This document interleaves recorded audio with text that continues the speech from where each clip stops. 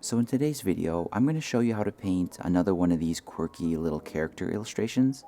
And this time it's more complex, but still suitable for beginners, as long as you can stick to it all the way to the end. So I've already got the Forester watercolor texture loaded into Procreate. And for the brushes, I'm just going to use the brushes in the regular watercolor kit. And I'll put links to all of this below, including this free sketch here, so you can follow along with me. Now I've placed the sketch as the very top layer and set it to multiply. And to start painting, I'll just select a blank layer underneath the paper texture, just like you normally would. And what I need to do first is break this illustration up into different elements. Usually each element is going to be one color and it will be on its own layer.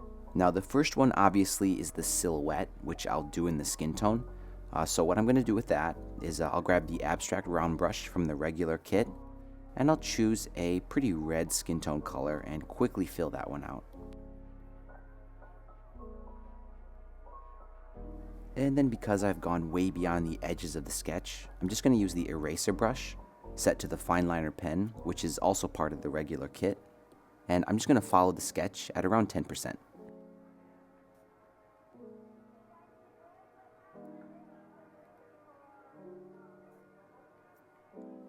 And now to remove all this excess watercolor going beyond the sketch, I'm going to use the selection tool set to automatic, and I'm going to tap and drag on the body here and just set the threshold so it totally fills everything out. That's a little bit too much, so just about like that. Now the silhouette's selected, and I'm going to invert that so everything else is selected. Then I can just tap on that layer and click clear, and it's just a quick way to delete all that extra stuff around the edges. And next, I'm going to go through and just fill in every single different element here, like the hair and the shirt, for example, with the abstract round. And I'm going to make sure each element is on its own layer.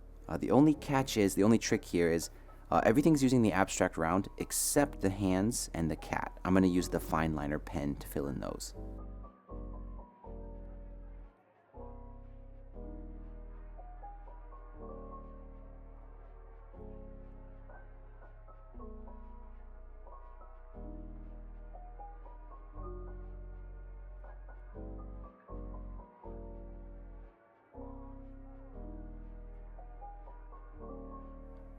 So often I struggle with finding a good color palette for my illustrations. Now this one turned out pretty well, but it's only because I've practiced it so many times and I'm already pretty familiar with the colors that look good in this. Now for you, if you were painting your own illustration from scratch, what you would do at this point, while all these elements are on their own layer, is you'd go through and kind of adjust the hue, saturation, and kind of dial it in before adding details. Now this looks pretty good, but I do want to adjust the skin tone a little bit. I think it looks a little bit gray, so I'm going to make sure that layer is selected, and I'll just quickly adjust that. And the hair, it ended up being a little bit cold. I want it to be kind of warmer and more yellowy, so I'll do the same thing. I'll select the hair layer, hue, saturation, and brightness, and I'll mess around with that. There we go. And at this point, I'm going to move on and add details to each of these different elements. And this is exactly the same process that we followed in the previous video. So for the details, I always start with the light details first. So I'm going to make sure the hair layer is selected. I'll make a new layer above it, and I'm going to select pure white. For the brush, I'll use the fine liner pen, and I'll set the size to around 10%.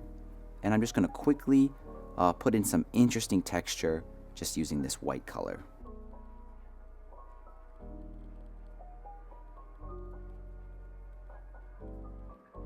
And there we go, and because this is on its own layer, just like before, I can lower the opacity to 0, and then slowly raise it back up, just until that texture is barely visible.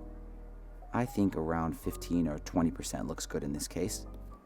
Then I'm going to tap on that layer and click merge down, and that's going to merge those lines with the hair, and that's just going to keep our layers more simple and more organized.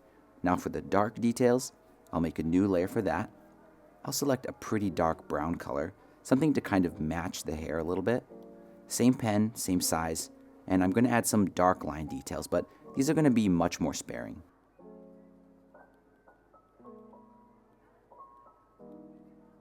And now for these ones, I'll do a similar thing, except I'm going to change the transparency mode to multiply, and this is only done for the dark details.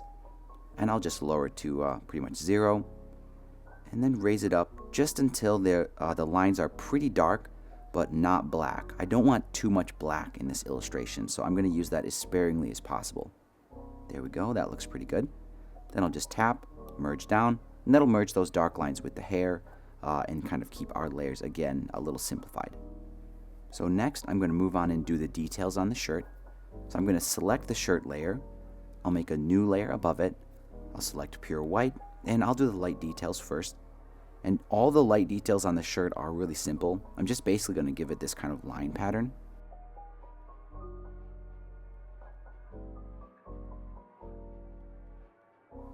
And then after that, I'm just going to do some kind of dashed lines just randomly to give this a little bit of a fuzzy texture. And there we go. And to finish it up, I'll set the opacity to 0. And then raise it up just so this pattern is barely visible. I'll merge it with the layer below, make a new layer, and I can do the dark details next. So I'll select a kind of a dark greenish color, same pen, same size, and I'm going to go through and add some dark lines, but these are going to closely follow the sketch. Now this is a pretty complex illustration, so I don't recommend getting carried away adding tons and tons of detail because the focal point is still always going to be the face or the cat, and the shirt doesn't need to be super realistic or anything.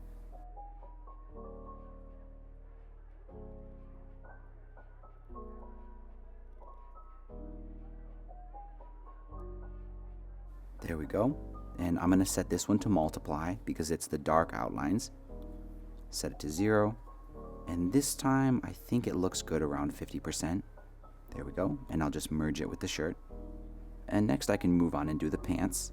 So I'll select the pants layer, make a new layer above that, pure white, same fine liner pen, same size, and pretty much the pants don't get any dark outlines detail because they're pretty dark by themselves, so I'm just going to give them light lines. So I'll do kind of a rough outline here first.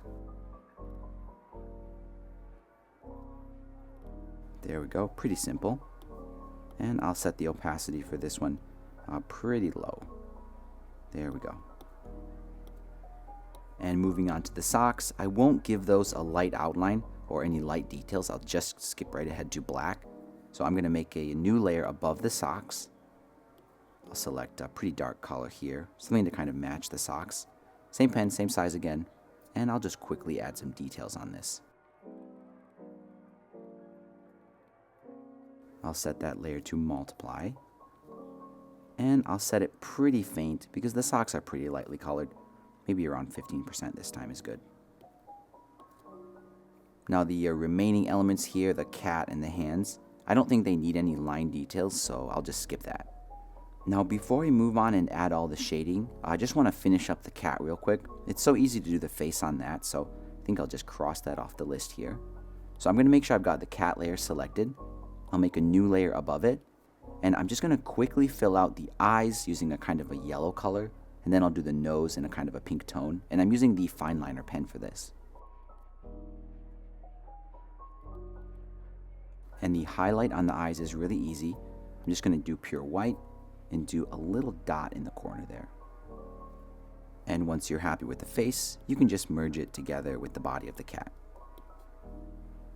Now at this point, the illustration looks really flat and boring. And that's totally normal because next we need to go through and add some shading. So I'll start with the hair, and that's pretty easy. You just got to make sure the hair layer is selected. I'll use the selection tool set to freehand, and first I'll make a selection on the bottom of the hair. I'll feather it out, and I'll just darken that one. And for the highlight, it might not be necessary, but I think I'll add a really light highlight here, and I'll feather that out, and I'll just raise the brightness there. And for the shirt, it's a similar process. Again, I'll make sure the shirt layer is selected. Freehand selection tool. And I think I'll do a shadow under the arms here. I think I'll do 2 shadows. So I'll do a large one like this. Hue, saturation, and brightness. And I'll just darken that a little bit. Then I'll do a much harder shadow that's much closer to the arms.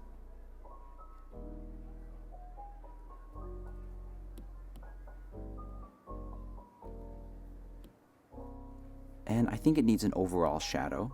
So I'll make a big selection like that, feather it out, and I'll just darken it. And then maybe just under the arms here, it needs a little bit of a stronger shadow. But now that I think of it, I think it's not a good idea because the pants here are already dark. And I'm worried if I make this green any darker, you'll lose contrast and I'll have to do some kind of outline. So I think I'll just leave it as it is. Now for the highlights, I think if the lighting is coming from here, it makes sense that there's kind of a highlight here, maybe across the chest. I'll feather it out, hue, saturation, and brightness, and I'll just raise the brightness to add a highlight. And maybe I think I'll add some highlights on the tops of the arms as well. So I'll make a selection like this, feather it out quite a bit, and I'll just brighten that one too.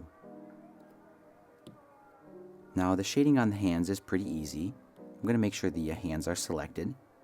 And first I'll do a shadow along the bottom like this, and I'll feather it out. And then where the hands are overlapping, I'm going to draw a very, very careful shadow around that. There we go, and I'll darken that one. And if I turn off the sketch, we can check the contrast. It looks like it's enough, it's pretty good. Maybe I'll do another shadow in there just along the bottom so we get a little more contrast.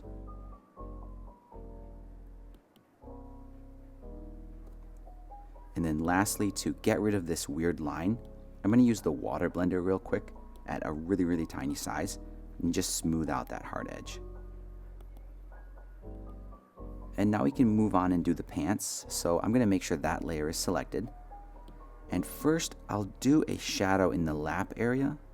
So I'll just select around like this, and I'll darken that. And then I think on the undersides of the legs, I can add a shadow. And then this kind of light version will just function basically like a highlight. So I'll just make a selection like this. Yeah, I think that looks pretty good. I'll kind of stick with that and do the other leg the same way.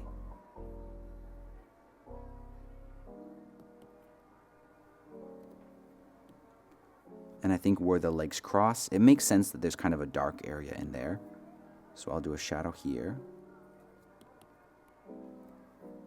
And then maybe the bottom leg here in the back should be a little bit darker as well.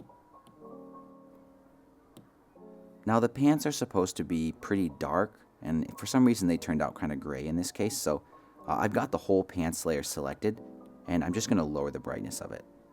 There we go. So next we can move on and finish up the face details. I'm going to make sure the sketch is on for that. And I'm going to make the face on the very top layer. And I'll do it just like I did before.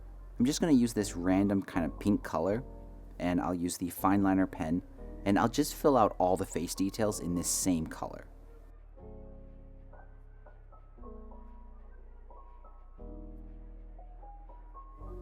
And after that, I'm going to use the selection tool set to freehand. And I'm going to circle each element. So for example, the ears.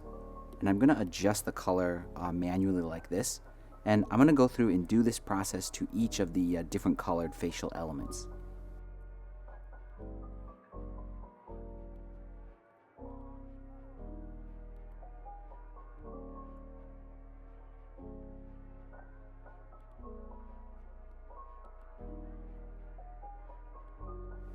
And on the nose, I want to add a little bit of an ombre fade. So I'm going to use the selection tool again, set to freehand, and I'll select the base of the nose and I'll feather it out. Then I'll go to hue, saturation, and brightness, and I'll try to adjust the color of the base of the nose to kind of match the skin tone a little bit more closely. There we go. And that gives it a nice kind of fade. I'll turn off the sketch so we can see it a little bit better. I also want to make the tip of the nose a little bit more red, so I'll do a similar process. Now the eyes do need a little bit of refinement. If I zoom in, you can see the edge there isn't really that clean. So I'm going to use the eraser, set to the fine liner pen, and I'm going to carefully go around each eye and try to smooth them out a little bit.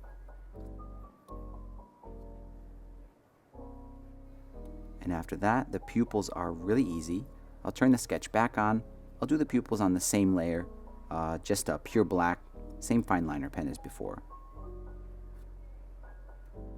And after all the main facial elements are finished, I can go on and add the line details like in the eyebrows and just under the eyes. And to do that, I'll make a new layer above the face. I'll select this dark brownish color. I've got the fine liner pen, but the size this time is set to about 5%, which is the smallest size I'm using this brush on this illustration. And I'll do the eyes first here, and then move on and do the rest of the line details on the face.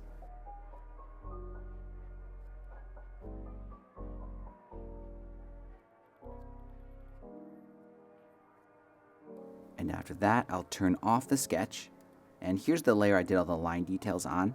I'll change that to multiply, lower it to 0, and then slowly raise it back up, just until all those details are visible, but not like pure black or anything. There we go.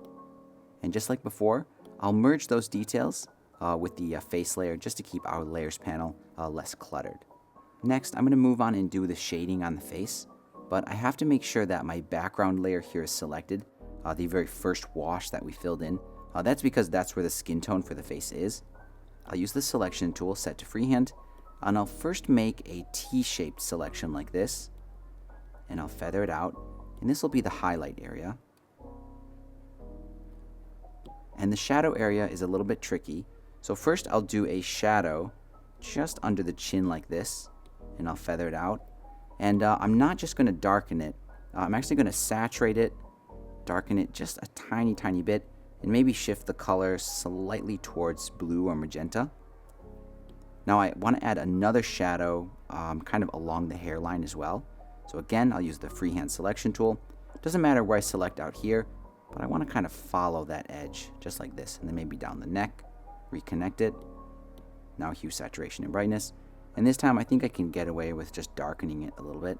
And I just want to make it look like less flat, so the hair is standing off from the face. That's the only reason I add a shadow along there. And if you want to kind of increase the three-dimensionality here, you can create a little triangle-shaped shadow just under the chin.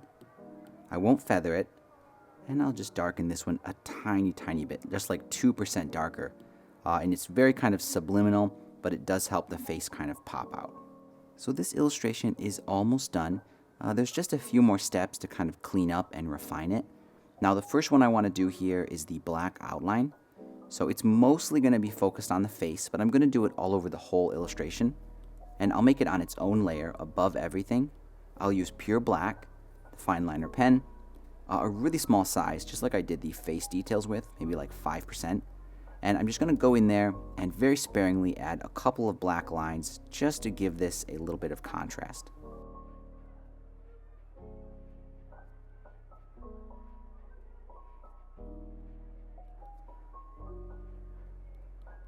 So that's it for the black outline, and it's really sparing. Like I said, I just added it to a few areas in the face. I used it to define the hand a little bit better and add a couple of details to the socks. And now that all the painting is done, I'm going to merge everything together onto one layer. And the finishing touch here, the finishing step is, I'm just going to go along the outline, and wherever you see that pink color or where some edge doesn't look quite right, you can just use the eraser and just cut it back a little bit.